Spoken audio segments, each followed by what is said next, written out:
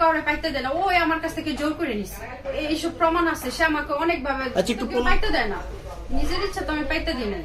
আর বিয়ে ছাড়া আমার মতো তো হাজার, আচ্ছা লাইলা মামুন এক ঘরে বিয়ে ছাড়া যে সংসার করছে, তো এটা কিভাবে হইলো?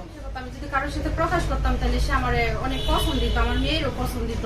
আবার বলতো যে এগুলা তুমি মানুষের সাথে কেন শেয়ার করো, এটা আমার ভাই বলছে সে আমাকে বিয়ে করবে। তাকে হাজারবার বলছে যে দেখো তুমি যেহেতু বিয়ে করো নাই, তোমার পরিবার কিন্তু আমাকে ইজিলি মেনে নিবে না, তোমার অনেক ই করতে হবে। আমার পরিবারকে আমি বুঝাবো, তোমার সমস্যা কি? মানে এই দুনিয়াতে কি হাজার ছেলের তো 4-5টা বাচ্চার মাকে বিয়ে করতেছ, তুমি তো এক বাচ্চার মা।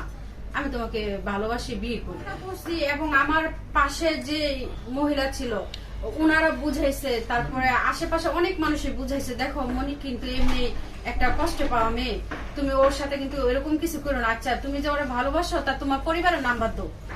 আমার এখান থেকে কিন্তু অনেক মহিলারাই বলছে যে তুমি তোমার পরিবারের নাম্বার দাও, তোমার পরিবারের সাথে কথা বলবো।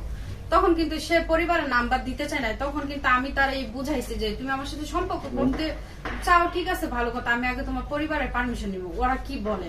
পরে আচ্ছা ঠিক আছে দিতেছে এরকম করে করে মানে আমি তোমার নিয়ে সংসার করলাম, আমার পরিবারে কি করবো, সে এই ধরনের কথা বলে। বিয়ের প্রলোভন দেখায় তো সে যা করছে এটা তো সংসারের মধ্যে, এখন কি বলবো, সংসারের মধ্যে তো পড়তেছে না, সংসারের প্রলোভন, বিয়ের প্রলোভন দেখাইতে এগুলা করছে। আসলে নারী জাতির এইভাবে কলঙ্ক করা হয় না। আসলে আমার সাথে যে ঘটনাটা ঘটছে, যেটা সত্য, যেটা বাস্তব, ওইটাই কিন্তু আমি মিডিয়াতে তুলে ধরছি। আমি যদি আজকে আমার বিষয়টা যদি নিয়ে যদি মিডিয়ার সামনে না আসতাম, আমার মতো হাজারো মনি পড়ে রয়েছে, হাজারো সীমা পড়ে রয়েছে, আনাচে কানাচে, তারা কিন্তু আমার থেকে আরো বেশি প্রতারণার শিকার হয়েছে।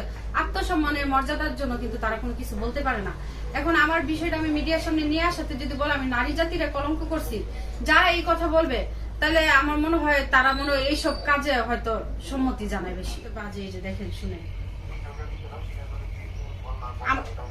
এক মিনিট, আমার যে মাইমা সিং নিয়ে গেছে না, তো ওর কলিগ অফিসের, ও আমাকে জিজ্ঞেস করছে ওই দিনকার তোমরা বৃহস্পতিবার দিন কোথায় ছিল। পর আমি যা সত্য তাই বলছি।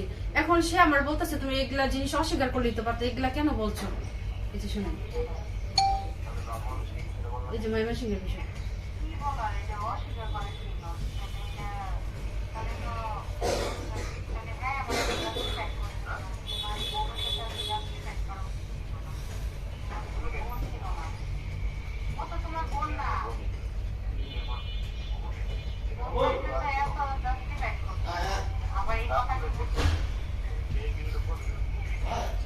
আচ্ছা।